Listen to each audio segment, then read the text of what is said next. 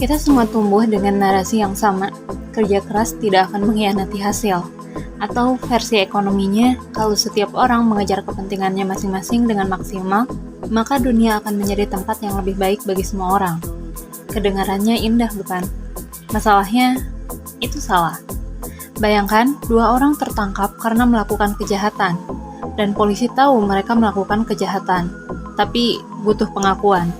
Jika keduanya tutup mulut, mereka cuma dipenjara 1 tahun, tapi polisi membisikkan jebakan. Kalau kamu mengkhianati temanmu dan dia tetap diam, kamu bebas, tapi dia dipenjara 10 tahun. Logika terpintar secara individu bilang, hianati dia. Hasilnya, keduanya saling mengkhianati dan keduanya mendekam di penjara selama 5 tahun. Padahal, kalau mereka mau sedikit bodoh dan saling percaya, mereka bisa bebas jauh lebih cepat. Inilah paradoks yang menghancurkan karir, bisnis, bahkan hubungan diplomatik antar negara. Mengapa keputusan yang paling logis secara matematis justru sering membawa hasil yang paling buruk secara kolektif? Selamat datang di dunia teori game yang kejam. Tempat di mana orang-orang pintar justru terjebak dalam keputusan yang terlihat sangat bodoh.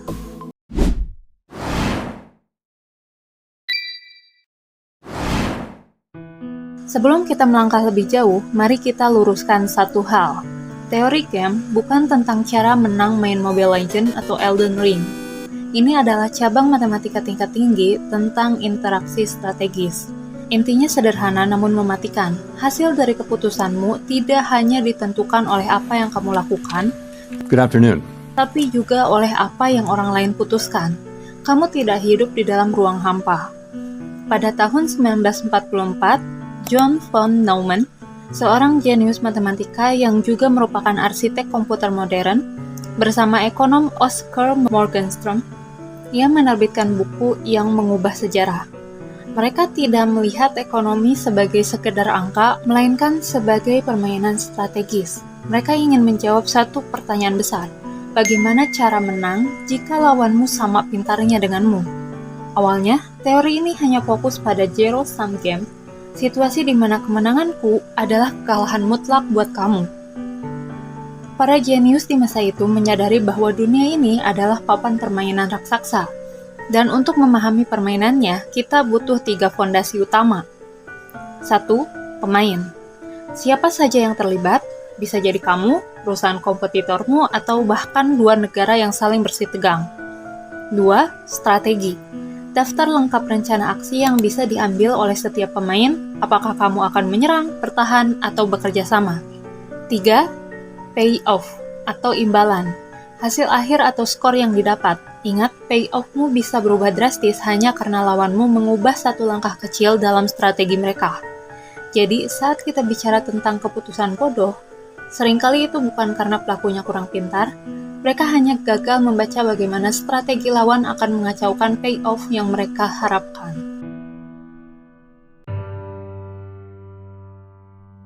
Barulah pada tahun 1950, seorang pemuda bernama John Nash membawa revolusi ini ke tingkat yang lebih dalam. Nash mengenalkan konsep yang kini dikenal sebagai Nash Equilibrium. Sebelum Nash, dunia memegang teguh prinsip Adam Smith, bapak ekonomi modern. Teorinya bilang, jika setiap orang dalam kelompok melakukan yang terbaik untuk dirinya sendiri, maka kelompok tersebut akan mencapai hasil terbaik. Terdengar logis kan? Tapi Nash bilang, tunggu dulu, Adam Smith perlu direvisi.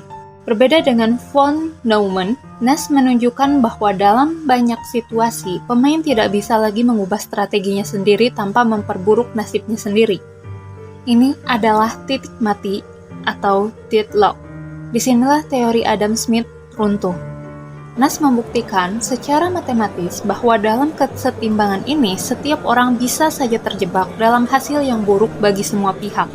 Namun, mereka tidak punya pilihan logis selain bertahan di sana. Untuk memahami ini, kita menggunakan payoff metric. Bayangkan variabel P1 dan P2 sebagai 2 pemain.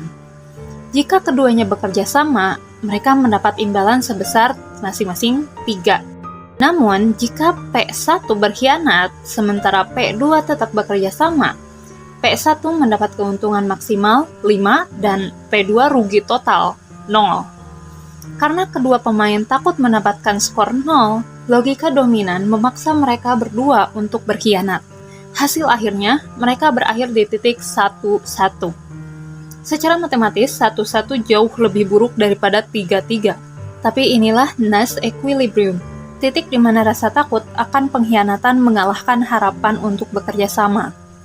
Inilah alasan mengapa dua perusahaan tetap melakukan perang harga yang merugikan mereka sendiri, atau mengapa dua negara terus menumpuk senjata nuklir meski tahu itu bisa memusnahkan dunia. Mereka tidak bodoh, mereka hanya terjebak dalam kesetimbangan yang mematikan. Teori ini bukan sekedar rumus di papan tulis John Nash. Mari kita tarik ke dunia nyata, ke tempat di mana dompetmu dan keselamatan duniamu dipertaruhkan. Perang harga yang mencekik. Bayangkan, dua kedai kopi yang berdekatan. Keduanya menjual kopi seharga 15.000. Kalau mereka sepakat naik ke 20.000, keduanya untung besar kan? Masalahnya, mereka tidak bisa saling percaya. Jika kedai A naik ke harga 20.000, tapi kedai B tetap di 15.000, kedai A akan kehilangan semua pelanggannya dan bangkrut dalam seminggu. Hasilnya, keduanya tetap di harga 15.000. Mungkin bahkan turun ke 12.000, sampai margin keuntungan mereka menipis. Mereka terjebak dalam Nash equilibrium, harga murah yang menyiksa kedua pemiliknya, tapi tak ada yang berani naik duluan. Kedamaian yang mengerikan. Mungkin ini adalah aplikasi teori game paling ekstrim, perang nuklir. Perang dingin Amerika dan Uni Soviet terjebak dalam strategi MAD, Mutual Assured Destructor. Jika satu negara menembak, kedua negara hancur. Dunia tidak hancur bukan karena para pemimpinnya mendadak menjadi orang baik. Matematikalah yang memaksa mereka untuk berdamai. Bukan karena berbaik hati, tapi karena tidak ada langkah menang yang tersedia. Matematikanya sederhana. Jika negara A menembak, negara B akan mendeteksi itu dan membalas sebelum rudal pertama mendarat. Hasil akhirnya, keduanya musnah. Dalam teori game, keputusan paling logis untuk tetap hidup adalah tidak menembak sama sekali. Kita selamat bukan karena cinta damai, tapi karena kalkulator kematian yang menunjukkan skor 0 bagi semua orang. Tragedi di pintu kereta. Pernah kalian kesal lihat orang-orang berebut masuk pintu kereta saat penumpang di dalam belum sempat keluar? Kalian mungkin berpikir, kenapa mereka nggak bisa tertib? Masalahnya, jika kalian yang sopan dan menunggu di samping, sementara 10 orang lainnya merangsek masuk, kalian akan tertinggal dan terlambat kerja. Karena semua orang memiliki ketakutan yang sama, semua orang mengambil keputusan bodoh untuk berebut. Hasilnya, kekacauan yang memperlambat semua orang. Inilah wajah asli teori game. Kadang, sistem memaksa orang baik untuk berperilaku buruk agar bisa bertahan hidup. Jadi, apa pelajarannya? Teori game mengajarkan kita sebuah kenyataan pahit. Dunia ini seringkali bukan tentang siapa yang paling pintar atau siapa yang paling kuat. Dunia ini adalah tentang siapa yang paling jeli membaca langkah lawan. Kita sering melihat orang-orang hebat mengambil keputusan yang tampak bodoh, padahal mereka hanya sedang terjebak dalam sistem yang menghukum kejujuran dan menghargai pengkhianatan. Lalu, bagaimana cara kita memenangkan permainan hidup yang kejam ini? Jawabannya bukan dengan menjadi lebih egois, tapi dengan membangun kepercayaan.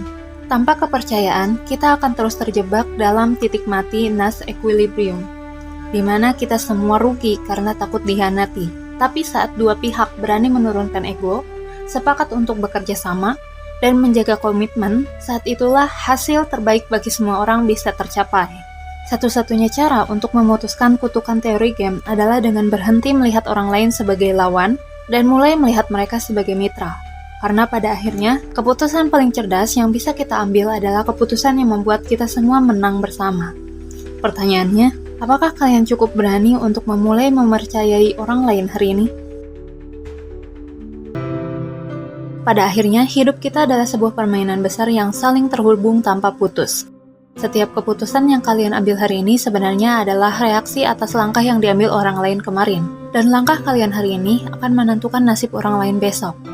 Ingatlah satu hal ini, kemenangan sejati bukan terjadi saat kalian berhasil menginjak atau mengalahkan orang lain. Kemenangan sejati adalah saat kalian mampu menciptakan sebuah sistem, sebuah lingkungan, di mana semua orang bisa menang bersama. Karena di dunia yang penuh dengan kalkulasi matematika ini, empati adalah variabel yang paling sering kita lupakan. Sekarang, giliran kalian yang bercerita. Coba ingat kembali, kapan terakhir kali kalian terjebak dalam situasi di mana semua orang rugi hanya karena tidak ada yang mau mengalah? Apakah itu di kantor, di jalan raya, atau mungkin dalam hubungan? Tulis cerita kalian di kolom komentar di bawah. Mari kita bedah bersama game apa yang sedang kalian mainkan. Sekian pembahasan kali ini, sampai jumpa di video selanjutnya. Terima kasih, Assalamualaikum warahmatullahi wabarakatuh, dan bye-bye.